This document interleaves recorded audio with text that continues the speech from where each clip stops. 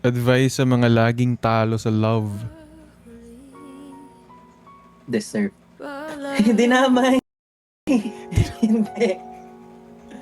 Advice sa mga laging bigo sa love. Yes. Don't let that failure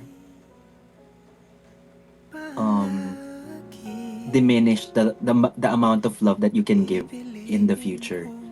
Kasi masaktan ka man multiple times, hindi ibig sabihin nun next time 70% na lang kaya mo ibigay sa iba. Mhm. Kumbaga, magmahal ka lang ng magmahal, ang daming taong kaya kang mahalin pabalik. Huwag mong ibahin yung perspective mo sa love dahil dinamage ng isang tao.